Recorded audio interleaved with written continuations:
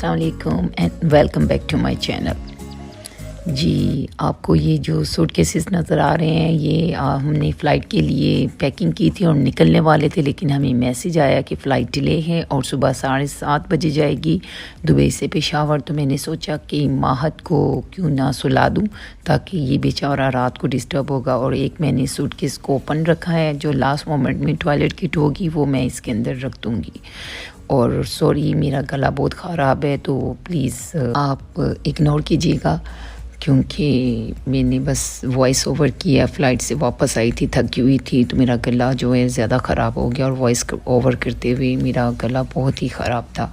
लेकिन मुझे video upload करनी थी तो मैंने सोचा कि अपलोड करना इम्पोर्टेंट है, वो मैं कर दूँ। और अब हम निकल रहे थे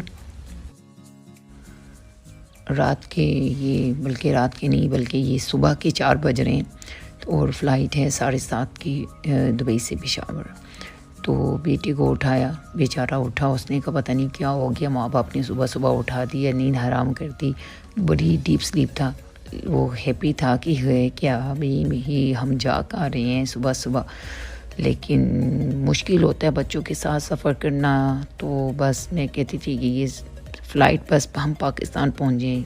एक तो जनवरी में ना पाकिस्तान में ट्रैवल करना मैं किसी को भी एडवाइस नहीं करूँगी, क्योंकि जनवरी में जो पाकिस्तान का मौसम होता है वो बहुत अच्छा नहीं होता, क्योंकि जनवरी में फोग होती है लैंडिंग की और मोटरवे भी बंद हो जाती है। तो अभी तो हमने दुबई से पेशावर जाना है, लेकिन पेशावर का भी जो मौसम है आजकल वो अच्छा नहीं है। एयरपोर्ट तो हम पहुंच गए थे 15 से 20 मिनट में, क्योंकि अर्ली मॉर्निंग था और रोड भी खाली थी, तो कोई ऐसा मसला नहीं हुआ।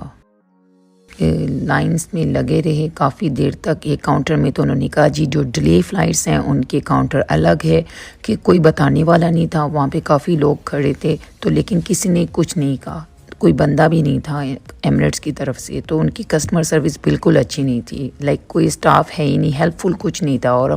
और फिर उसके बाद उन्होंने जो गेट था वो इतनी दूर था तो ऐसे लग रहा था कि हम पैदल ही पाकिस्तान पहुंच जाएंगे। तो बहुत रात थी तो रात की नींद भी नहीं थी, तो हम कुछ देर के लिए लाउंज में बैठ गए कि थोड़ा फ्रेश हो जाएं, कुछ खा लें, क्योंकि जहाज़ का मैं बिल्कुल खाना नहीं खाती, ना मुझे पसंद है। और बच्चे के साथ तो आप खा ही नहीं सकते। मेरे बेटे को बड़ा गुस्सा चढ़ा हुआ था कि ये क्या भाई, आगे भी लाइंस लगी हुई थी, अब फिर लाइंस में खड़े हो गए। एक तो जो बोर्डिंग गेट था वो बाय बस था, उस पर जेट ही नहीं लगी थी, तो इतनी देर पहले ही उन्होंने हमारी बोर्डिंग करवा दी और फ़्लाइट मज़ीद डिले थी। और फिर उसके बाद बाय बस हम गए, जहाज़ बहुत दूर पार्क किया हुआ था। यानी कि ओवरऑल जो एमिरेट्स की सर्विस थी वो मुझे बहुत थकी हुई लगी। अगर यही PIA करता या अपनी कोई एयरलाइन करती है तो लोग कितना शोर करते हैं और वीडियोस बना के अपलोड करते हैं, लेकिन बिल्कुल एमिरेट्स का जो अमला था ना वो हेल्पफुल नहीं था। थ्रू आउट एयरपोर्ट पे कोई नहीं था, डिले थी, आगे से बस थी, तो वो बस में भी इन्होंने काफ़ी देर पैसेंजर्स को खड़े किए रखा। एयरप्लेन के बाहर हम खड़े थे, वो तो बोर्डिंग के अलाउ नहीं था, परमिशन नहीं हो रही थी, क्रू अलाउ नहीं कर रहा था कि बोर्डिंग स्टार्ट करवाएं। पता नहीं इनकी कोऑर्डिनेशन नहीं थी क्या था, लेकिन ओवरऑल जो फ़्लाइट थी ना बस हॉरिबल थी। अल्लाह अल्लाह करके मैं कह रही थी कि बस हम पहुंच जाएं। बहुत थक चुकी थी मैं, माहत मेरी गोद में था, सो रहा था।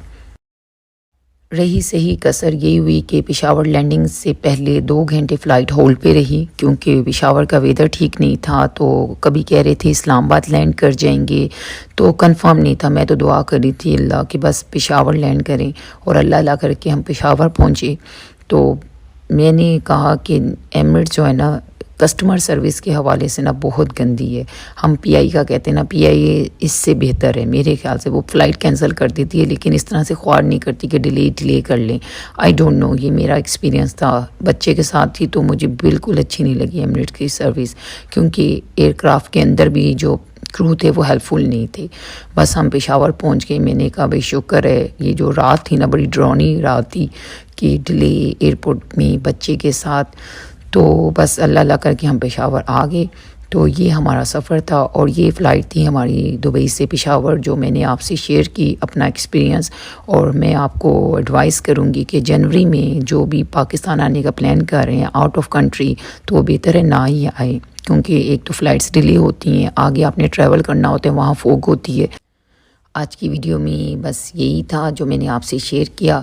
सो उम्मीद है कि आपको मेरी वीडियो अच्छी लगी होगी, और अगर आप मेरे चैनल पे न्यू हैं so please subscribe it and bell notification के बटन को प्रेस कर दें ताकि आप मेरी कोई वीडियो मिस ना करें।